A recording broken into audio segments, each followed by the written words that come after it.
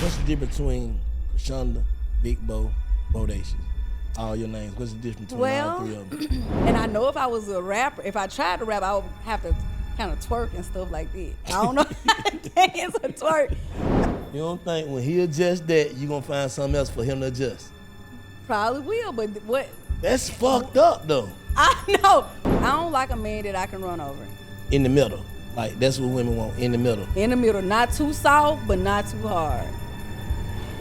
You seen him before?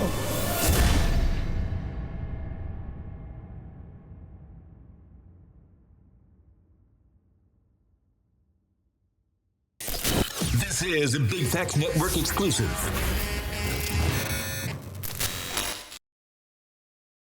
Big Bo, how you doing, beautiful? What's going on? I'm doing awesome. Man, we glad to have you here, man, for sure. I'm so happy to be here. I'm so excited to come here.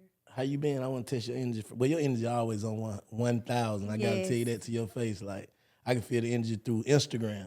And then when I met you in person when you came through, it matches 100%. I'm glad. I'm glad it matches. Genuine. You just gotta be genuine, and when you don't fake it, and you're always yourself, you don't have to put on an act. Well, have you always been like that, or you just chose to be like that now? What? I've always been a down-to-earth, outgoing, talkative, friendly person. In high school, I would get funniest. Like, people probably wouldn't, they would see me and wouldn't think, but I'm very outgoing. I talk a lot. I guess it's just a Southern thing, the Southern hospitality. So, Were you, what's your sign? Pisces. Oh, okay. What you know about Pisces? No, I don't know. My sister Pisces. She cool. Courtney is a Pisces. Yeah. That's what I'm saying. Really good, genuine people, creative.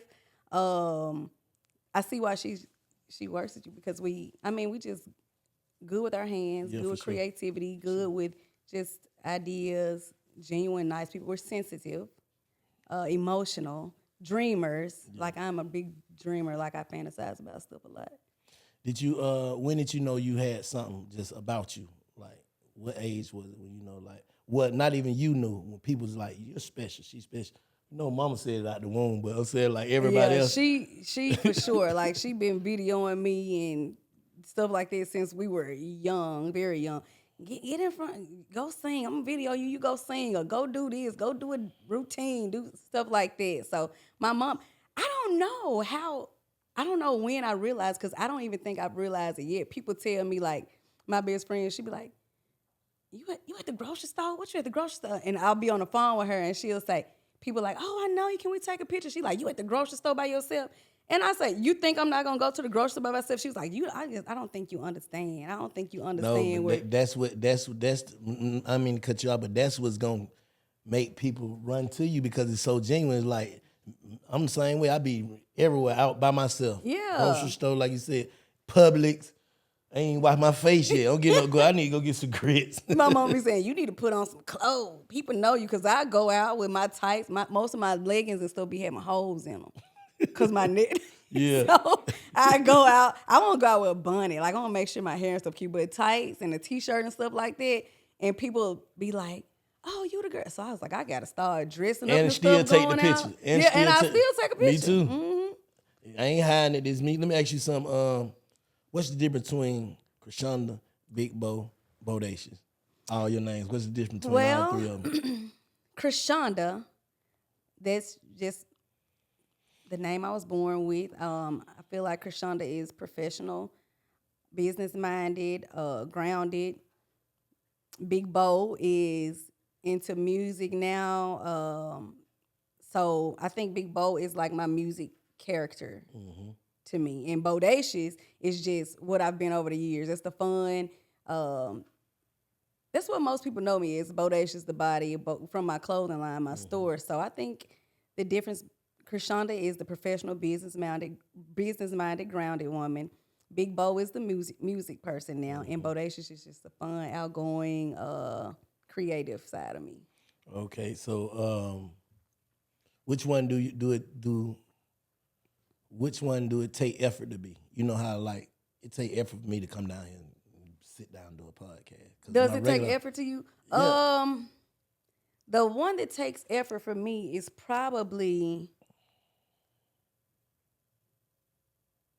Creshunda, the business part of it. Yeah. Because I just like to have fun. I like everything. I don't know. I like to have fun. I like everything to be organized, but I think I like the fun part about it more than I like the business part about it. Yeah. So the business part of me, Creshunda, takes more effort because I have to actually sit down like, okay, Shonda, you got to get this done. You got to go to the office. You got to answer these emails. You got to do this. You got to write. You got to do all of this stuff. So I think that is what takes most effort because the other parts of my life, I think it's so fun that it doesn't seem like work.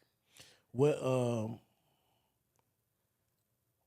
put your life in perspective? Like, you know how some people just go through life and be negative, some people be positive. Like, what puts you in that positive mode that you have? Like, I mean, I think what put me in a positive mode is that, what can you do about it by complaining about what's going on or what's not going right?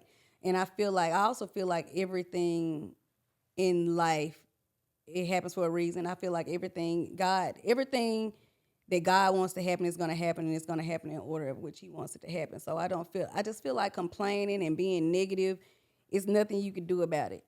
So, I always tell myself, if today was my last day on earth, would I want to be complaining?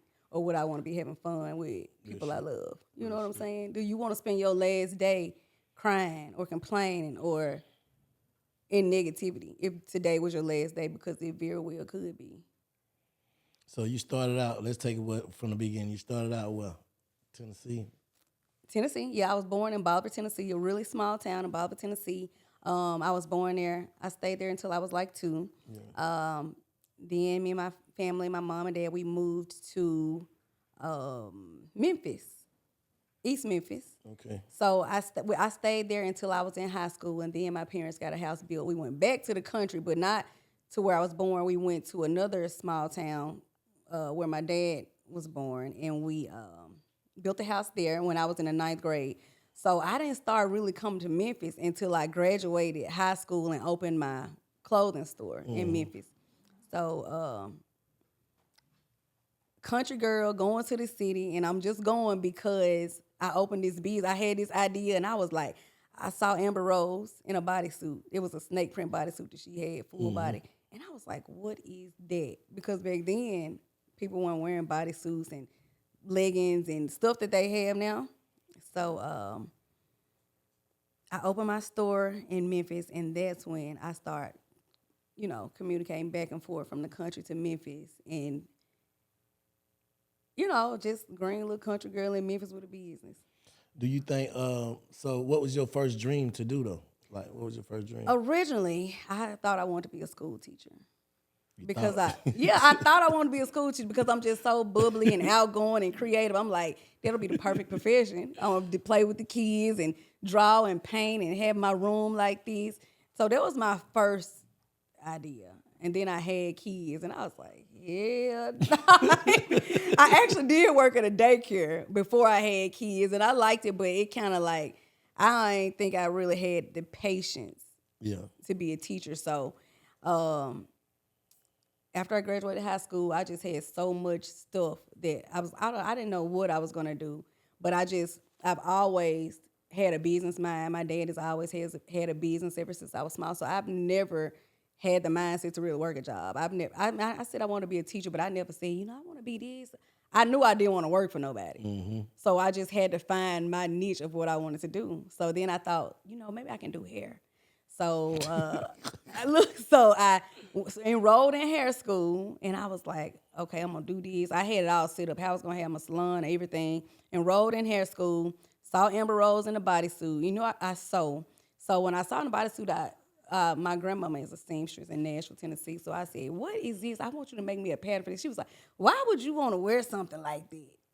And I'm like, just send me the pattern, let me make it. So I made the first bodysuit, posted it on Facebook. This was in November. It was around Thanksgiving. I can remember it was around Thanksgiving. I made the first bodysuit, put it on, accessorized it, posted it, and I'm talking about my inbox, followers, everything went out the roof. What is that you got on? It was just like a bodysuit that we wear regular, we wear it today, but back then they didn't wear it. So everybody was asking me, how much would you charge to make it? So from November to January, I opened my storefront like that quick. That's how fast it was going. People wanted high-waisted. It was like American Apparel style clothes, the high-waisted leggings, the bodysuits, and people wanted it. So at first I had them come into my apartment. I had a 1-bedroom apartment, me and my 2 kids.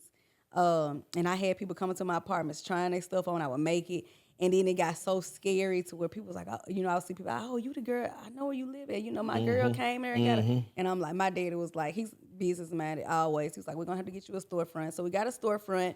And then I became the girl in Memphis, the girl to make the bodysuits. So I was making bodysuits all over the world for all kind of people. It was, you know, I think Atlanta was one of my biggest markets. Yeah. But I was just making bodysuits. I made bodysuits, and I evolved to making wedding dresses, prom dresses, majorette uniforms, all kind of stuff over the years. So from 2010 to 2025, I had my store, and it was like I was one of the first women to open boutiques in Memphis. Yep, I was like the first little brown girl to open a boutique in Memphis. So it was a really, I don't know, it's liberating. Do you think, like you fall into your purpose? Like your purpose automatically come to you? Yeah, I fall into it. Like I never really planned anything, but I go with it. If I have an idea, I got a really supportive family. Like my mom and dad, they've never told me anything was a bad idea. If I go to them and say, like I done had cheer teams, like summer camps, I do all kind of stuff where I just had an entrepreneurial mindset all my life. And everything that I wanted to do, when I bring it to my parents, they like, okay, my dad, he'll handle the business part. You need to get your insurance, you're gonna have to have this, you're gonna have to have this. Nothing was never a bad idea. So, but I also, on my end, I would make sure that the ideas that I would bring to them would be, you know, would make sense and wouldn't be something that would fail. So every idea that I've pretty much brought and tried, it's worked. So it's working for me. I did that for 15 years. When you closed the store, did it feel like grief? Oh, man, I kept this store open. But okay, so when I moved to Houston, I wanted to keep the store open. I wanted to move to Houston just to get away from Memphis for a while, because just like going through life, I was like, I need to get out and see something else. So when I went to Houston, I had the store still, and so my business is very hands-on. I have to sew it. I have to measure the people. I have to do this. I'm very hands-on, so I wasn't able to do that when I was in Houston.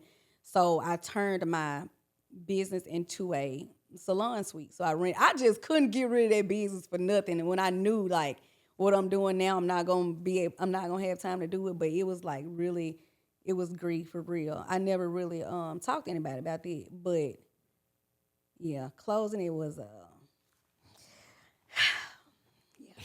Did you ever feel afraid to like start over from one thing to the next, or it was just smooth transition?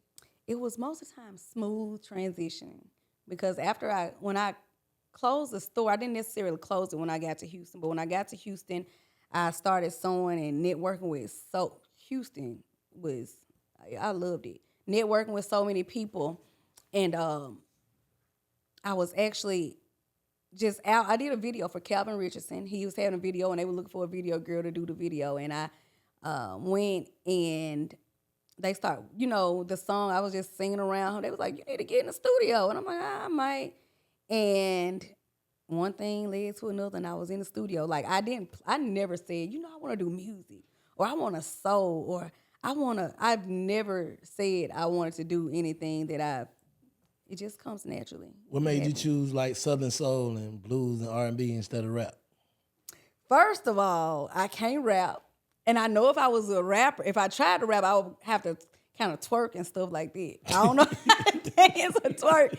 But honestly, like R&B and Southern soul and blues is what I grew up on. Is what I was the only child for a while. 5 or 6 years, I was the only child. So I was a loner. I would be in my room. I had a lot of dolls. I had my bedroom, and I had a playroom. So I had a room full of dolls. I would go in there and, you know, just play mama. Like everything that I did as a child was like grown up. Like I never played, let's go play in the dirt. Let's go play with some blocks. Let's play mom and daddy. Mm-hmm. Let's play grocery store. Let's play I like to play stuff like grown up stuff. So I've always been an old soul. So listening to music, I like music that tells a story. I like music that means something. And I'm a really like quiet, person. I don't talk my business to a lot of people. So music to me was therapy for me when I didn't, want to talk to people, or, Mary J. Blige, and you not gonna cry. You listening to stuff like that. It's kind of like therapy for me. So I just like to listen to music that means something. Are you when your music? Who's your music based for? Like for you, yourself, your fans, women. You mean men? Like who do you feel like you make your music for? I make my music for people. I think I make my music for people that are. I never thought about that, but I would say probably it's mostly women. Like my first song was Big Old Horse. Like it was a playful song, going to see a man about a horse. I didn't write that song. I had a writer for that song. So when I decided to start writing for myself, I'm like, what am I write about? My brother I used to write poems for people in middle school. I'm telling you, a Pisces, so creative. Like people will have you in high school doing, like, will you arch my eyebrows for $3? So we doing all this type of stuff as a Pisces in school. So I was like, I lost my train of thought. What was we talking about? No, I had asked you, what did I answer? Bro, no, what did you answer, bro? Oh, so yeah. Who I write for. Appreciate so it. so my boo was like, I used to write poems for people in like middle school and sell them for a quarter. Like, write me a poem for my girlfriend. So I would sit and write a poem, sell it to somebody for a quarter. So my brother's like, just write it like you writing poems. And I'm like, what about? So I was like, I'm gonna write it about stuff that I done been through in my life. So my last song that I wrote, I wrote it about like my relationships, and so many people could relate to it. So I said, what I'm gonna do, I'm gonna start making music that I know, stuff that I've been through. You don't realize stuff that you've been through, how many other people go through the exact same thing, same script, different cast. So I'm like, when I wrote that song and so many people can relate, I was like, wow, I wasn't the only person that went through these. So do you feel like when you wrote the song, it was like a release too? Like you releasing like? Yes, because when I went through the stuff that I went through, I was never a person that, you know how some people go through a bad breakup, or they go through something and they go to social media and they air the person out and they bicker and they going back and forth. And it's like your emotions are so high that you want to get it out and you feel like you want to expose that person for what they did to you. So, and I was never that type of person. So a lot of stuff that I went through in relationships, I just, compressed it. And I'm like, one day I'll be able to tell my story. You think the stuff you went through in a relationship, you lost yourself a little bit while you was in a relationship? Yeah. How? I did. I think I lost focus of my businesses. My drive was, I had less drive than I usually have when I'm, in a good space. When you're going through stuff in relationships, I feel like it kind of like just puts a damper on everything that you have going on. Your businesses, you have somebody nagging and arguing all the time. Even as a man, you have a woman that they say a man would rather sleep on the roof than in the house with a nagging woman. You got a woman that's nagging all the time. You're always into it. Like you don't think, your mental is not right to think business wise. I don't think. Or yeah, no, you're right. Shit, you can't focus. What you think make women nag? anything. But I'm just saying, I think what makes women nag, I feel like, is because, first of all, women and men, our mindsets are different. Right. And we nag a man because we think emotionally. We think like with our heart, and we think emotionally, and men think like, I don't know what y'all think like, but y'all don't think like it ain't us. the same. So yeah, I'll be like, so you off work? You done? You been off work for 2 hours? You didn't think to call me? So that, you know what I'm saying? Like, what? And you be like, 2 hours? I came to the house, made a sandwich late. But you didn't think about me, because if I got off, I would have been thinking about you, and I would have called you on the way home. So I think just women and men think differently. Women think emotionally. That's crazy. That's a good one, though. Yeah. You're right. Because I would think, you didn't think to call me when you got in the car? And you're like, no. Well, I would have thought that. But then now I think logically. As a older, more seasoned woman, I think more logically, like, he don't think like me, and I don't think like him. That's the way. We don't right think there. alike. Yeah, so, that's the way. Yeah. So how you? What you think? Who got to adjust? Because ain't somebody gonna have to adjust. Somebody's gonna have to adjust. Who that gonna be?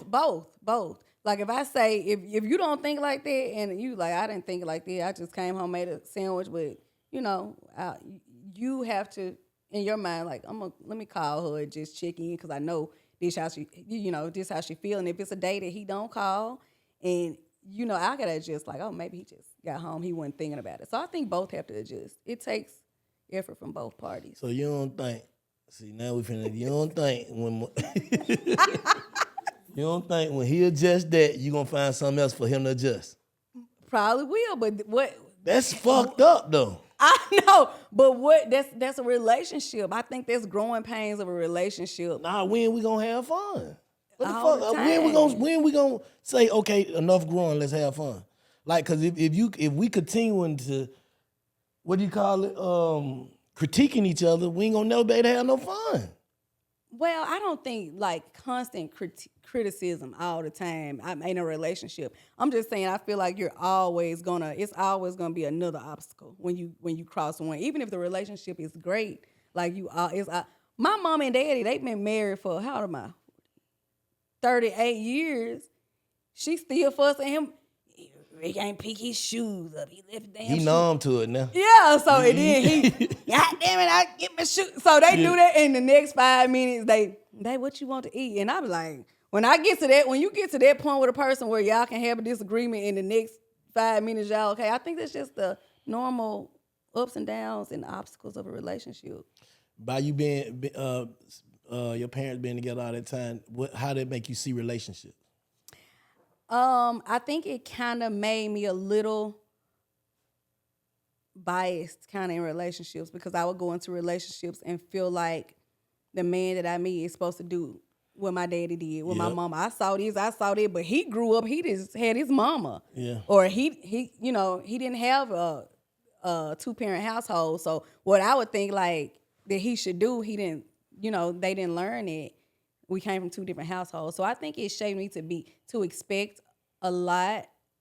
But also, as I got older, I had to realize, like, you can't expect a person to think like you when you came from this type of household and they came from this type of household. Right. And nobody can really choose what type of household they want to come from. So if you like this person and you want to be with them, you have to understand sometimes, well, I came from this, so I expect this. I expect a man to know how to do this, and he was raised by his mama, so he doesn't see it that way, but he gonna have to adapt. So is it hard to see from the beginning, like, I ain't gonna be, because he ain't raised like this, like, you know how you get into a relationship with a motherfucker and you could see, like, this nigga he come from this, I come from that.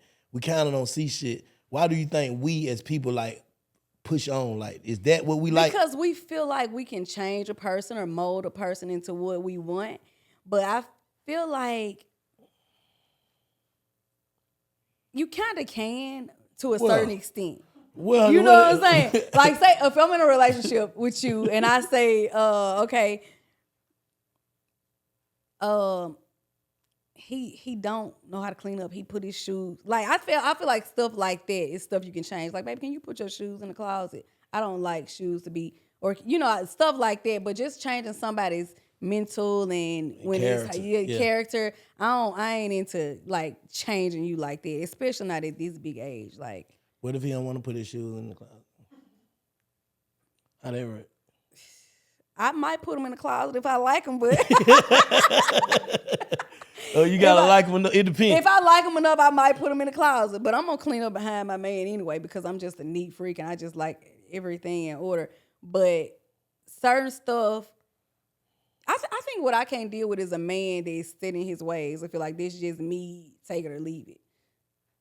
And some people like that. And if you like that, I can't deal with it. What you mean, like you what? Can't. This is just me, take it or leave it. Like, if I say some stuff like, some things I want you to change, and that's just how I am, and you're not willing to change, or, you don't got no wiggle room. What if he trying to change something about you that you just don't want to change? Like what? I don't think. It done been times you done told somebody that's just me too, though. I have. That's what I'm saying. So how that work? Like, I don't even know. I just know women. No,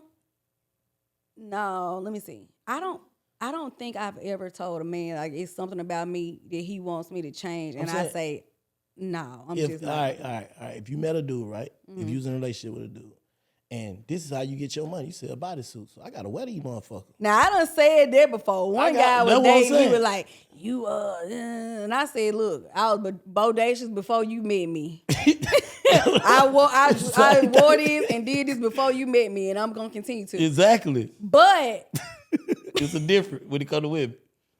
It's a difference. You saying he got... Well, I'm saying, like, I guess... I get what you saying, but I'm just, like, it's certain shit men ain't even gonna put on a woman. He gonna accept it. Women gonna always find, and I don't want y'all to don't get at me on this shit, but they gonna always find something else that you can change. I don't know. And that makes them feel special if you act like you want to change. That what makes a woman feel special. You should want to change. You don't think you should... If I say... That makes a woman feel special when she feel as if though he'll move for me, right? He'll do it. If I say something, he listen, he'll do it. But at the same time, that make a woman feel like you soft too. Yeah, you can. It's too much of it, bro. Like if I could change your mind, you really a hoe. But they kind of like the nigga that's stubborn a little bit more. Like let's keep it a break. I don't like no. If man you already like him, right? Go ahead. I don't like a man that I can run over. You right about that. Like, if I can tell you, put your shoes up and you hair up and get in your shoes and you want me to get back, you doing it too fast, you might turn me off a little bit. I might be like, but I can take a little rebuttal. I can take a, damn, my shoe, I can take a little bit. Like, but he still doing it. But, just do it. But I don't want you to be too soft because I will run all over you. I'll run over a soft nigga now. And I don't like that. I like being submissive. I like to lead. I like to turn my brain off when I'm with my man. Like, I like to be looking at my phone and walking and don't even know what I'm walking to and knowing that you going to leave me and I'm not going to run into a wall. Yeah, I can just watch your feet. I can just look down and watch your feet. So basically, is you saying in the middle? Like, that's what women want, in the middle. I'm just in the middle. In the middle. In the middle. Not too soft, but not too hard. You seen him before? Nope. If anybody ever seen him before? Where that dude be at? But yeah, I mean, some guys do try. Like, yeah.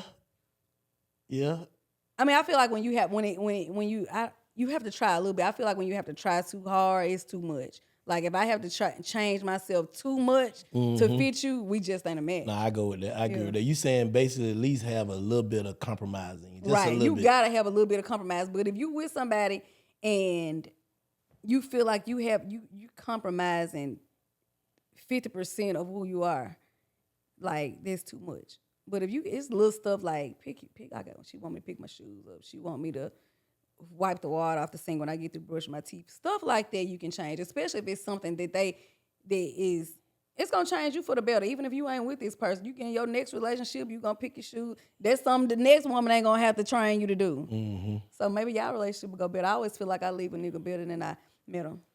For the next woman, even if he goes to the next one. Everybody feel they like that. They do though. Everybody feel like that though. Don't you supposed to? Well, some people feel like it, but they don't. They don't. They might think of course everybody gonna feel like they left a good impact on somebody's life. I had guys tell me, "Yeah, you ain't gonna never find no nigga like me," and I be like, "Good," because I don't want to. I don't want to. What about the 80-20 shit? Right? It's like you might get what the 80-20 shit. They say you might have a dude that got 80% of everything you need, but the 20% he don't have. Right? Mm-hmm. What's that 20 that you willing to deal with? Like, okay, like like it's gonna always be a deal breaker that a nigga gonna break. What's the one that you be like, all right, I ain't tripping because he got 80% of this?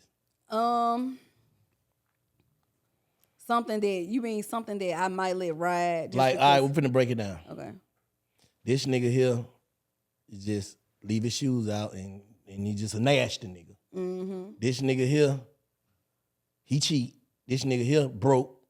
This nigga here abusive. This nigga here kind of act like a bitch. Mm-hmm. Out of all 5 of them, which one of them you could like deal with if you like the nigga? He's the one to keep his shoes out. I mean, keep his shoes out. He just a nasty nigga. He nasty. Yeah. No, he don't bathe or shit. I'm gonna add that in there too. That nigga nasty. He don't bathe Yeah. Yeah, we gonna put that in there too. Shit. He just a nasty ass nigga.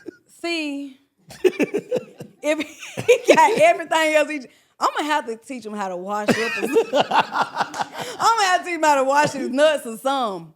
It ain't in it.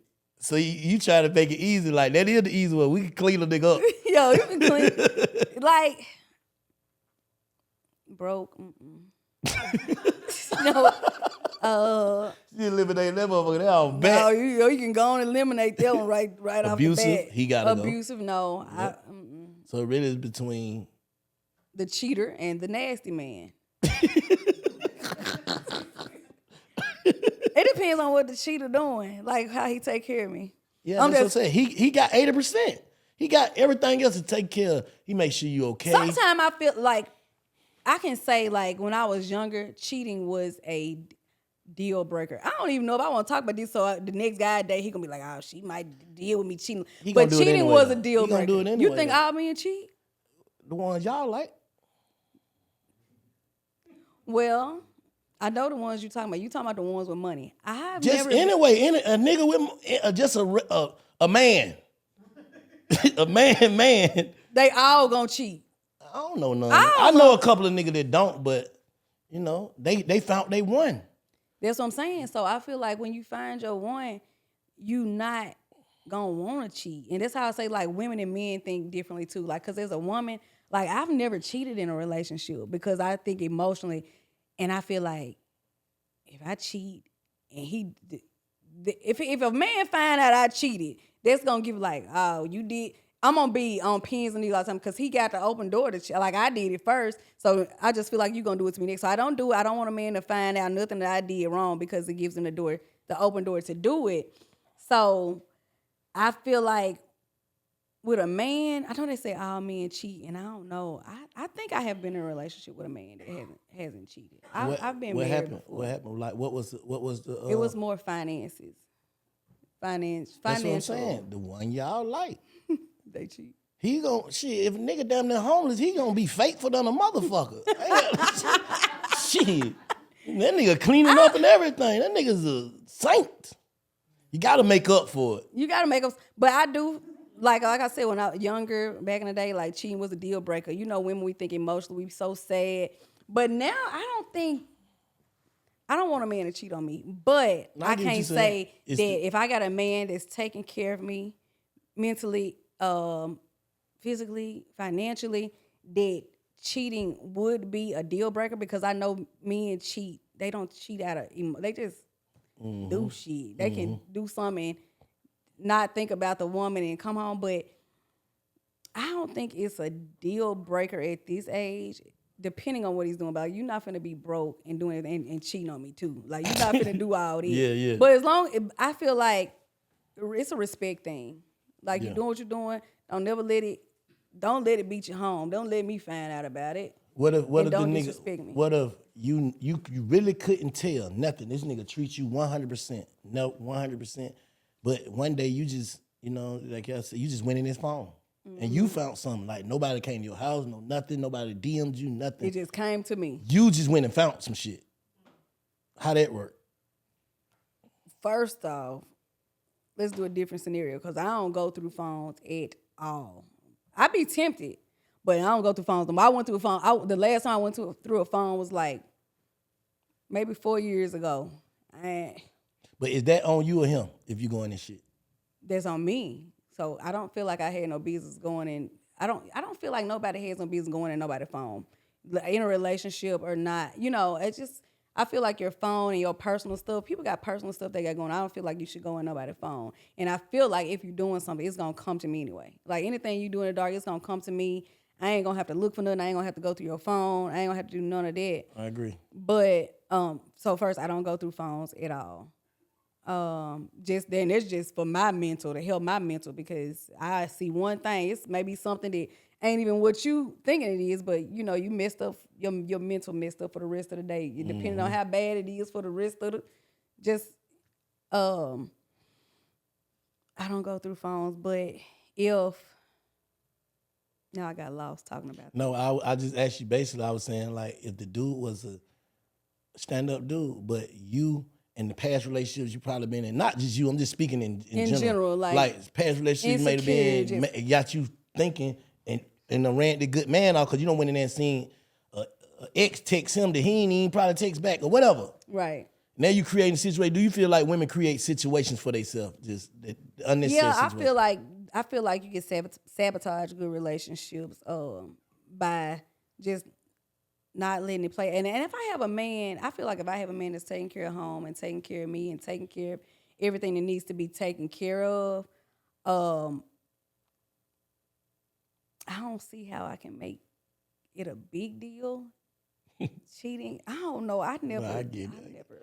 You say so? Did you have to ever reclaim yourself after you left a relationship? Like, yes, my. What's the first step of that? I feel like the first step is, first of all, stay off their social media. Don't look at their social media. Just, I feel like you just have to. I feel like as a woman, sometimes with breakup and things that men do, cheating, we always internalize it and start picking ourselves apart. Like, what was wrong with me, or why was I this, and why? And it's nothing. You just got to realize it's nothing that you did or nothing that has to do with you, and stop internalizing it.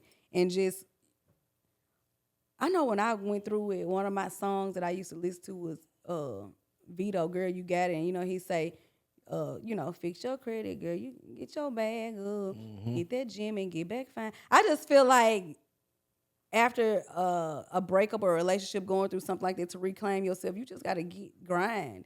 And I know I was in a relationship where, the guy was like, we're going to do this. You ain't got to do nothing. Close your shop down. You sit at home. You do this. You going to be stay-at-home mom and all of this. And, sometimes we believe it and we let our dreams go and we let our stuff go and we focus on helping them.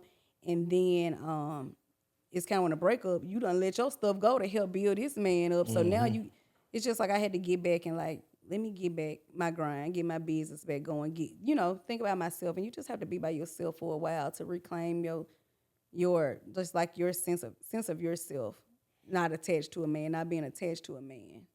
So the first step is just handle your business. Like, start thinking about yourself. I agree. So when you moved to Houston, right? Mm-hmm. What you think Houston exposed to you that Tennessee couldn't?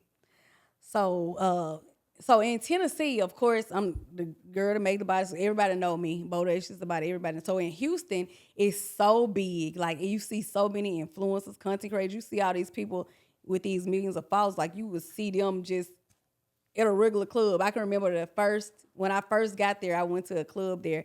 And I was with a friend, and this guy, he grabbed my arm and pulled my arm, and I was like, girl, that looked just like, who was it? Jazzy Faye? I said, that man looked just like Jazzy Faye. And she was like, that was him. And I'm like, they just be in the club like that? So it was like I was just seeing people out, and I was by myself. I moved to Houston by myself. I didn't really have a plan. I just was like, I'm finna get out of Memphis. I've been in Memphis, Tennessee all my life.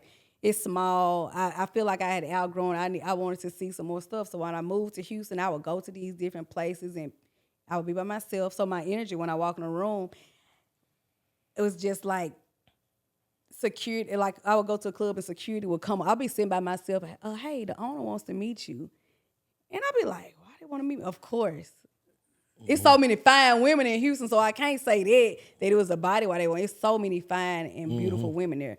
So it was just like my aura and my vibe. So it got me to networking with so many people in Houston. So I would just go different places and people would be like, oh, where you from? You by yourself. And I networked with so many people, so many opportunities. I met so many people in Houston. It just opened my eyes to like, wow. So it's really people out here having it and doing it. Like in Memphis, it's rare that we see a G-Wagon ride down the street. It's rare that we see a Rolls Royce. Like, we see a Rolls Royce and we turn, who are that?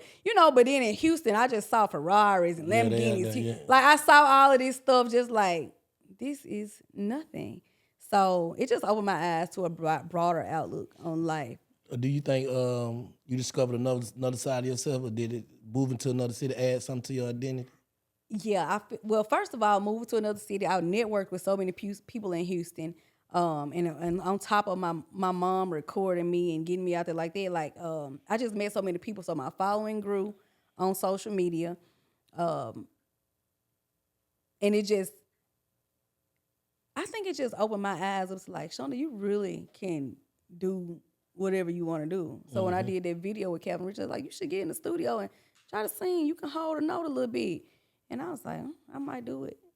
But I feel like anything I do, I put my all into it, and I know it's gonna work. So when I feel like I'm gonna go music and be serious about it, I be serious about it, and I do stuff that I know is gonna work. We strategize and we think about stuff, especially like the content and stuff like that. So moving from Houston, being introduced to all that side of it, meeting people, networking with people, and people in Houston, they help you. Like in Memphis, it's kind of like nobody don't want to tell you nothing. In Houston, people like, some people probably don't know too though. They probably don't know. Yeah, but people in Houston like, hey, I got my dude, I'm gonna hook you up with this, and you be like, okay. When they really link you with the people, like, hey, here go the dude I said I was gonna link you with. And so it was just in Houston, it was different. Like I networked and people like linked me with people, and I met people. And I was just thinking about you saying earlier, like your mama been documenting your journey. What you gonna do, like documentary or something? What you gonna do with it? Yeah, I do have that in plans for the future. You still got all the footage, everything. Y'all still got. We got so much footage. I think, we got a lot of footage. We got not from the footage from the camcorders I was telling you back in the day. We don't have all that footage because of the equipment. It changed over, yeah, we don't have that. Oh, if we did, it would be. But yeah, I have a documentary that's gonna be in the works. Did you ever feel uncomfortable just being in front of the camera, just being on the scene? Did it ever make you uncomfortable? What makes me uncomfortable? Like I've always been outgoing and just talking to people. What makes me uncomfortable now is when people kind of treat me like a celebrity. Yeah, like, bro, it's I'm regular, bro. Yeah, and I didn't even want to say celebrity. I was trying to think of another word to say because I try to be so humble. Like, I don't want people to think like, like, bro, I ain't on that. Yeah, so I didn't want to say celebrity, but it kind of be, what's weird to makes me uncomfortable is like, people be like, just like waiting on me, hand for doing stuff. To me, like, that kind of makes me feel weird. Yeah, like I do this shit myself, bro. I help y'all talk this shit. With that's this. Why Courtney, she had the food and he was videoing me coming. I'm like, give me the food. Let me hold a bag for you. And I'm like, oh shit, let me get a bag to somebody else. He videoing me. Yeah. Hey, so damn, you made me forget something I was about to ask you. Oh yeah, so what was the moment when you realized like, oh nah, this shit ain't regular now. They really know me. Like after not from the clothes no more, like from the So a lot of people still don't know me from music right now. A lot of people know me from my mama following me. So that's what the content thing. People, you the girl that your mama be following you. So it used to be you the girl to make the bodysuits, you the girl to make the clothes. Now it's you the girl that your mama be following you all the time with the camera. Some people are getting to know me from music too. And when I got into music, they told me you're gonna have a whole nother following because it's a whole people that follow you for music, people that follow you for your clothes, people that follow you for this. So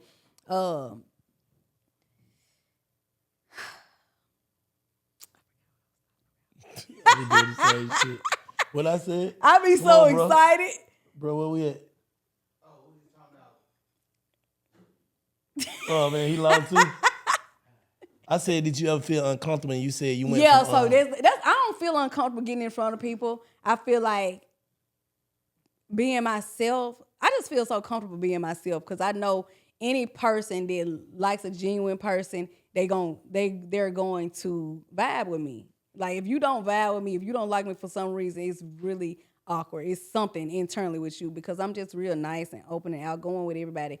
So I just feel like I vibe with everybody. So I'm never uncomfortable on camera, but I do be uncomfortable when they treat me really, really celebrity-fied. Is that a word? Yeah, nah, real shit. That mean you ain't trying to get caught up in your own hype. That's what's gonna keep you going. Hey, so what about the critics? Like how you deal with the critics and the haters and the naysayers and the people that feel like you owe them and all, how you deal with them? Yeah, like my mama following me, and people always say, she always following you, your butt. My mama is behind me. She doesn't zoom in on my butt, nothing. She is literally behind me. Anybody record behind me, your focus gonna go to my, so you gonna think that she's recording my butt. She following, she prostituting her daughter, she exploiting her, all of this type of stuff. So at first, they used to really bother me. Like I would clap back on social media. I was going through, like, I'll see 1,000 good comments and one bad, and I'm clapping back. And my mama, don't respond to people. You say something to people that's saying stuff nice. But I used to try to defend myself a lot because I've been thinking, like, by me being such a nice person and these people on here saying all these mean, so I got to defend myself. I got to, say something. But now I rarely read the comments. And I think that's a way for me to protect my mental too, because I would read a comment and it could like mess with me for the hours. Yeah. Like over there responding back like I'm in a toxic relationship. Yeah. You know what I'm saying? Yeah. So it used to mess with my mental a lot. It'll throw me off. I could be having a good day, wanting to go to the studio. We finna do this. We finna get cut. And I'll read a comment of somebody saying something negative. It used to throw my day off. So now I don't read them. And now I think my mental is better now. I kind of know that when people say negative stuff, it's just a projection of, what they feeling about themselves. Like nobody happy. I've never seen a beautiful, happy lady or a handsome, happy man on social media Real criticizing shit. somebody. Real shit. Why?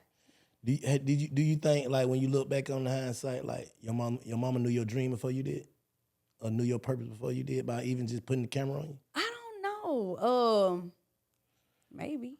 Yeah, because it's like, if I put the camera on you in the beginning, it's like, I know you're going to eventually be in front of the camera, no matter if it's on videos, rapping, or singing, or if it's selling clothes, because you was a celebrity when you selling clothes. No matter how you want to look at it, and it ain't going to go unless people don't really buy the clothes. They buy the person. The brand, right. The brand, like, okay, now I like her, so I'll shop with her. Right. That's why people were shopping with you. And the clothes probably nice too. I never seen them, but you get what I'm saying? Right, yeah, But because it's a million people probably tried to knock you off. yeah. They couldn't do it. You couldn't do it Yeah, because, after, like I told you, like back then when people were making that stuff, like it wasn't being made. So after I started making bodysuits and stuff, every beauty supply stores had it. Everybody started selling it, but you can get it at this beauty supply store for $19.99 and she charging $199, but I'm still gonna go to her because I get to meet Bodacious. I get to say this is a bodysuit from Bodacious Bodywear. Exactly. And you know what I'm saying? I got people that still got pieces that I made that come to me. I got a bodysuit you made me. So it's kind of like a I think people buy the person, the brand. What it means to you just to have like you say, your brother, you say you got your family with you. What does it mean just to have a family just support you just out loud? I think I've never had it no other way, so I don't even know how. I don't even know how to appreciate it like somebody who didn't have it might appreciate it. Yeah, I get what you're saying. You know what I'm saying? Yeah. So people like, girl, your mama, I be like, my mama be getting on my damn nerve. I be thinking that, but then people like, no, and I be like, that's really rare when I hear people's story like my mama passed or my mama, I wish my mama, and it puts it in perspective for me. Like I do got a really good supportive family. Like some people doing this stuff, they have to depend on people that they don't even know, that they don't know if they're gonna mess them over or they gonna. I mean, of course, family can still mess you over too, but a stranger working for you would do it faster than family. So I feel like I didn't realize.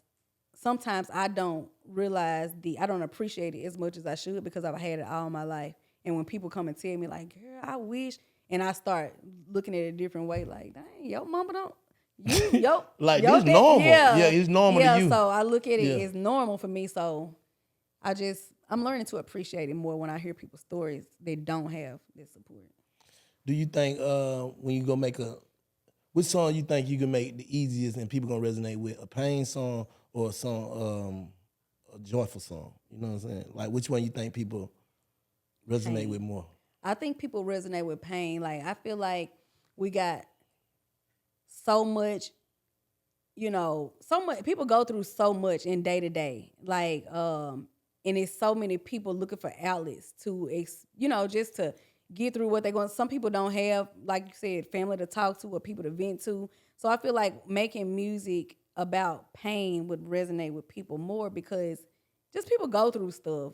And I mean, people like joy. I think this is what I said. Joyful music at the clubs and out, I think that's where people celebrate family reunions, parties, joyful music. But when you in the car, you by yourself, you going through something, that music that's gonna empower you or talk about some stuff that you can relate to, is gonna touch a person more than a party song, party music, upbeat music. I think like when people can feel you, that's where you create a fan.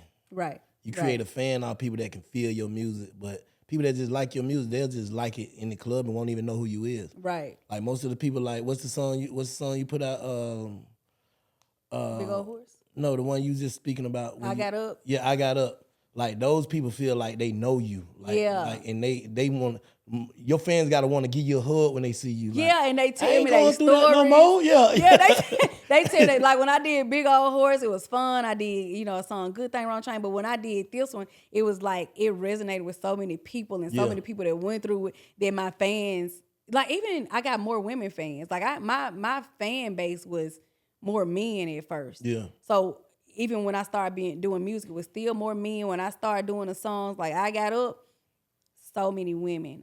Like now my fan base is more women. I'm talking about all races, not just African American women, all races. So you like all these people women go through the same thing. So it's like my fan base now is more personable. I see people and they tip, your song helped me through this, and I was just going through a divorce, I was going through a breakup, and they start telling me their stories, and I feel like now me showing vulnerability and showing what I went through in a relationship, they look at me now like, not like, oh, she got on this bodysuit, she want to show her body off. They look at me like, oh, so she done been through some stuff too. This my friend, this my homegirl. She ain't just walking around with her mama following her. She ain't trying to portray this life like she's never been through nothing. She done been through shit with niggas too.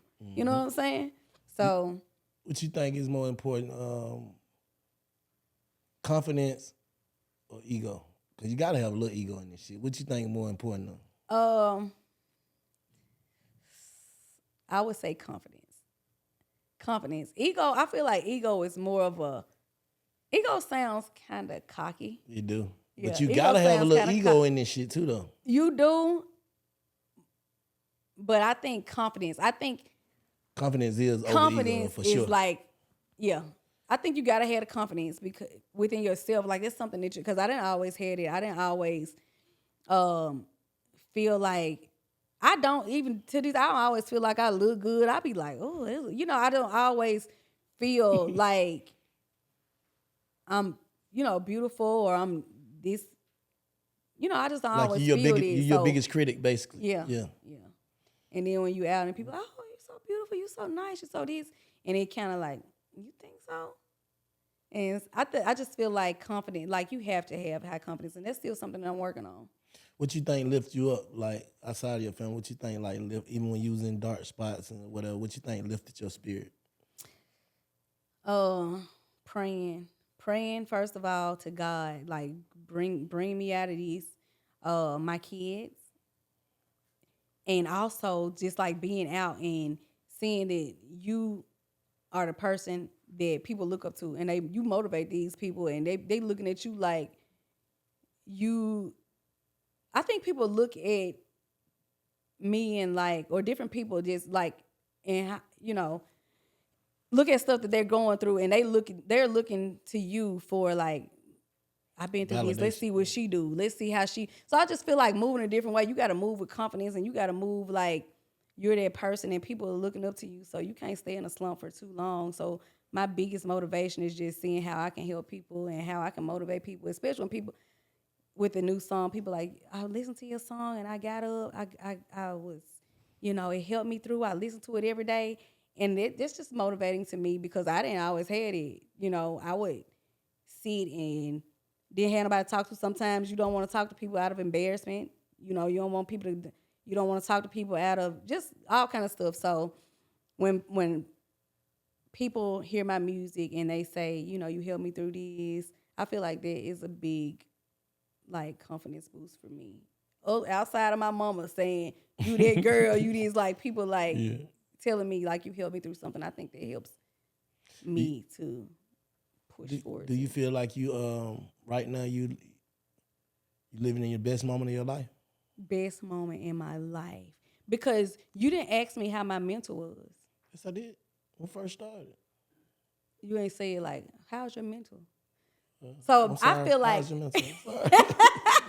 Because I told you, no, guess what I said? I said, Oh, you said I'm gonna do it different. no, I said when you first came in that your energy matches what I already thought of you.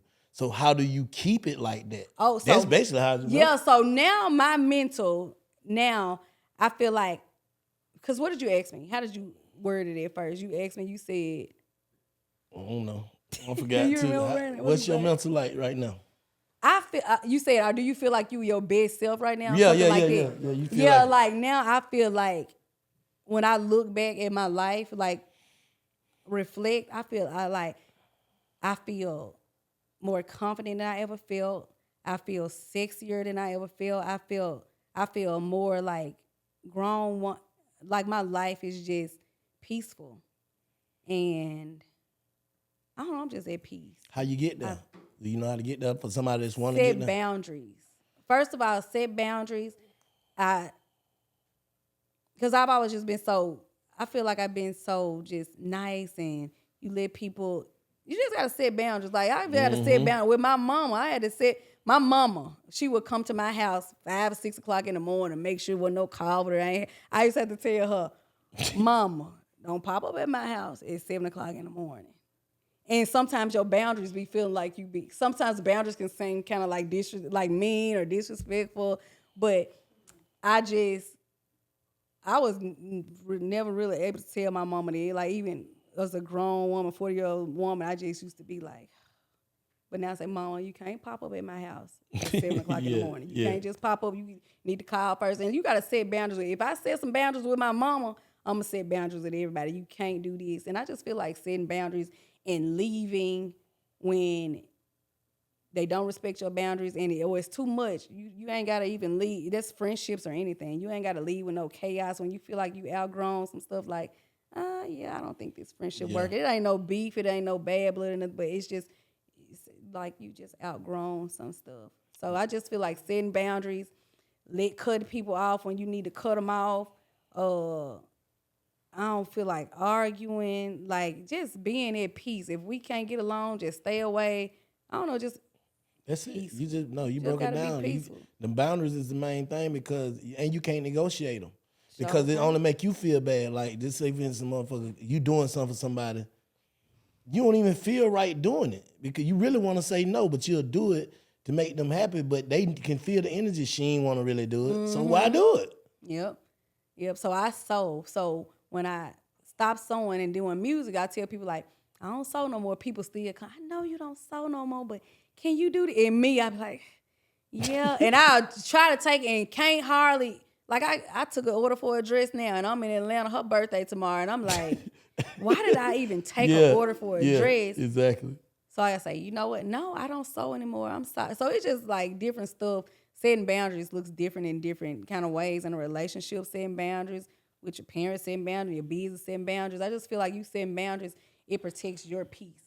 Because you can't make everybody else happy and be unhappy. Facts. Can't be a people pleaser. So can't. Yes. So by you said feeling like you at peace, did you ever know you could get here? Or was you, No. you know how we be immune to other shit? I always I just thought life was, I don't know. I just feel like it's just go with the flow. You're gonna have to do this, and it's feel like when you set boundaries and you got peace, like it's kind of like a weight is lifted, and then with that weight being on you so long, when it's lifted, you like, damn, I could have Exactly. been feeling like this. So no, I didn't ever think. I thought it was normal. But now, what you think is normal, when you set boundaries and you got peace, you be like, that was not normal. This Exactly. shit normal. This feel good. Like, I ain't finna let nobody throw me off of my peace. I just can't do that no more. How many people just that you had to eliminate behind your boundaries though?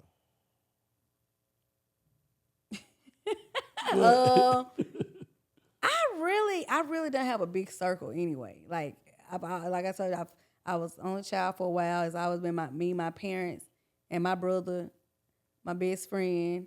And I have a few friends. Like I may have 2 or 3 friends that I've been friends with for years, and I just don't have a really big circle. But the niggas I cut off. Like dating those are the only people I can think that I done had to cut off like that. Oh, because they were disturbing your peace a little bit? Yeah. What you think it is that they were doing that disturb your peace? That you ain't gonna, that you had, what kind of boundary did you have to set so you don't have to be on that type of time no more, ever? Well, I think I wouldn't even say it was setting boundaries. I think a lot of being in a relationship, I think I do it to myself sometimes in relationships because I'm an overthinker. I'm a Pisces, and when I'm in a relationship, I call you, you don't call back. It been an hour. I called you at 3. You ain't calling, and I feel like I sabotage. Like by me, I'm a clingy person. So by me being so, I'm working on it too. By me being so clingy, I feel like I used to disturb my own peace, thinking what this guy's supposed to do. Like he ain't called me at 3 o'clock. He ain't called me. It's 4 o'clock. And I, what he doing? Your mind started going. So with me, I just had to stop worrying about stuff like that. Especially in relationships, like you don't call me, you must have been busy. If I don't hear from you no more, you ghosted me. So bye. I just don't dwell on stuff like that. I don't dwell on stuff. You think relationships stuff. You think relationship was like one of your biggest distractions? Yes, relationships, because I'm a Pisces. I'm a lover girl. I'm dreamy. I can meet a guy, be talking to him 3 days, and I start fantasizing about everything we're gonna do. Like, oh, he got this. Oh, he got a podcast. I can be the one. I'll help him do this, and I'll go help him recruit this. I start thinking about all kinds of stuff I'm gonna do for this man, and might don't even talk to him no more the next week. Like, oh, well, I ain't talk to him no more. So I just wrap up. I wrap up so easily in relationships and help, even in like friendships. When my friends come tell me stuff like, oh, girl, I got this dude. I start thinking like, damn, do I got any extra money that I might? They don't even have to ask me, but in my mind automatically goes to, what can I do to help them relieve some pressure off them? And I just be. You saying you basically nurture. You feel like it's your duty to help people that you care about, and those people can't have no large circle. Right. Them type of people, like, I can't have no big circle. I used to have one. You can't have no big ass circle like that. Right. And then I'm like real. I think by me being so nice, some people, and being from the country, I kind of like read people. So I may see how far a person will take it. They be, oh, she nice. I said I need this, and she gave me $40. Put some gas in my car, and they'll see how far they can push it. Like, and I'm really observing. So I read people, and I will cut you off. Just like I ain't gonna say you ain't finna use me. You asked me. I'm just gonna be like, okay, I see where he or she is coming from. Let me kind of move around. And, being a giving and nurturing person like that, you kind of have to. Yeah, you better have a small circle. What's next for Big Bo? I don't know. I'm going to keep climbing up the charts, keep making music. I just feel like, I don't know. I don't know what's next. Like I told you at the beginning of the interview, I never planned anything. I never said, next year I'm going to do this, or I'm going to start this. I never planned nothing. It just, I don't know. I feel like, I don't know. God just working mysterious ways. And I feel like whatever he put on my mind heavy to work towards, that's what I do. Like, I don't have a plan. When God put it on my mind, work toward this, or this will be a good idea. You see this, I just work toward it, and with no plan. I ain't lying. I can't even tell. If people say, how did you what was the first step? Baby, I couldn't tell you. I don't know. I mean, you just walk in your purpose. You walk by faith. Nah, that's real shit, though. Yep. Let me ask you something. If you could tell something to the girls that's watching you, or tell something to your younger self, what would it be?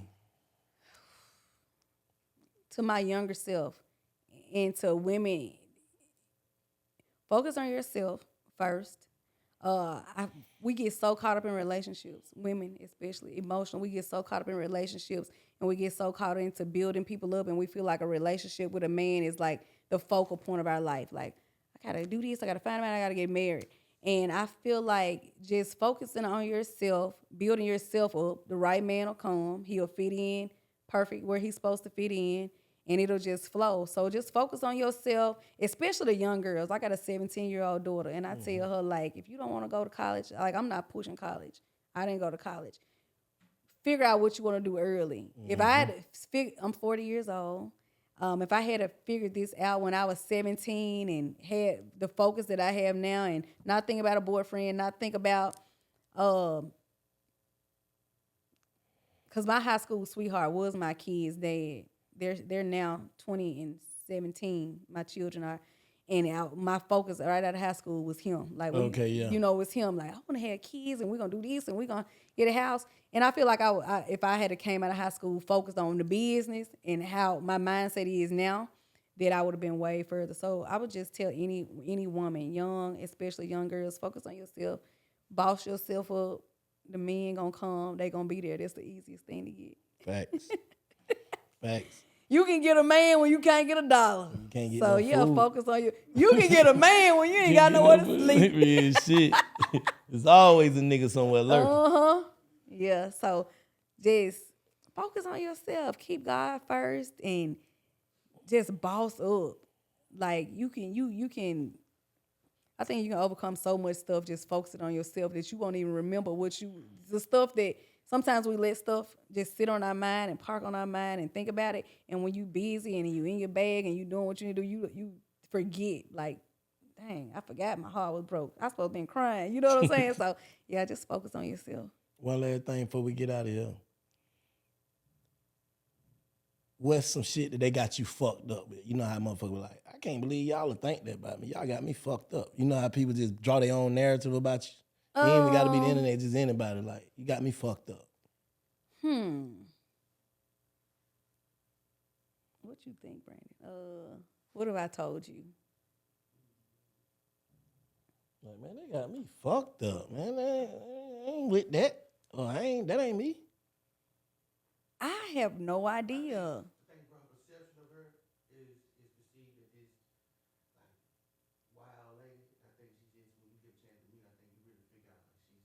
Yeah, they probably see. I can't say that. So I feel like I can't think nothing because at the end of the day, she is who she is online, right? Yeah, that's what I feel like. How off camera, she's authentically her. I feel like how I carry myself on social media. Okay, I feel like how I carry myself on social media. I feel like I do it good. I can't say people like, oh, she wear tight clothes. She wear this. She going, but I don't give that vibe. Like people have been in my inbox like, you not that you type can't of help girl. how like, you shape. You can't help how you shape. It's just you can't like help how you people shape. have that. I can't even say that people like may look at me and say maybe I'm promiscuous or I'm out there. I don't know. I can't think. I don't think nobody thinks that knows me or that. I feel like niggas got me fucked up thinking I'm gonna be the nigga that keep bailing everybody out of their problem. They got me fucked up. They got me fucked up because I ain't answering the phone for that shit no more. I'm at that point now. I just got here. Yeah, you just got there? Yeah. The last, 5 years? Shit. It I took me 43 years to stop being an idiot. I can't think of nothing. I get it. Well, I appreciate it. And you. then, like I tell you, like a lot of people don't be in my pockets and stuff. I tell you, my circle is small. It's my family. And they don't ask me for nothing. If they do, they gonna get it because they've provided for me all my life. So I don't have a lot of people in my pocket. I don't know. I'm telling you, I'm at peace. Nah, that's the best answer. Yeah. Cause it's like if they do got you fucked up, you don't even see it. Right. So that's the best answer you could have gave. You know what I'm saying? So like I don't know, bro, cause I ain't really paying that shit no attention. Right. Nah, I appreciate you putting up. Let these folks know where to follow you at so they can put you up on you. Y'all follow me. Okay, so on Facebook it's Creshunda Miller. Creshunda. And y'all make sure y'all follow the real pages with the blue checks because I have so many people mad because they done sent money to fake pages. They done been taking care of me for 3 years and I've never talked to them a day in my life. Yeah. So Creshunda Miller on Facebook, blue check. Instagram, I'm Bodacious the Body with the blue check. TikTok, I'm Bodacious the Body. And YouTube, The Real Big Bo. What about Mama? What Mama page is? Okay, so she got more followers and everything than me. So on Facebook it's Regina Jackson. A lot of people call me. They say you Regina. Yeah. And look, so many people be in her inbox. I'm talking about celebrities be in her inbox. Like, what's up? And she'll say, "This man was in my inbox with a blue check," and I'm looking like, "Oh, that's so and so." Like, and they think that it's her. They think she Regina. So Regina Jackson on Facebook. Quick to Get on Instagram. TikTok is, what's TikTok? Quick to get, quick to the number 2 get, and we have the same YouTube. So the real Big Bo. Man, make sure y'all go tap in with Big Bo, man. I think she very special. She's gonna be somebody to look out for. I listen to the song too. I like it. You know what I'm saying? I like your style. And I wish you nothing but the best. Thank you. Now make sure y'all go like, subscribe, and comment to the Big Fat Network.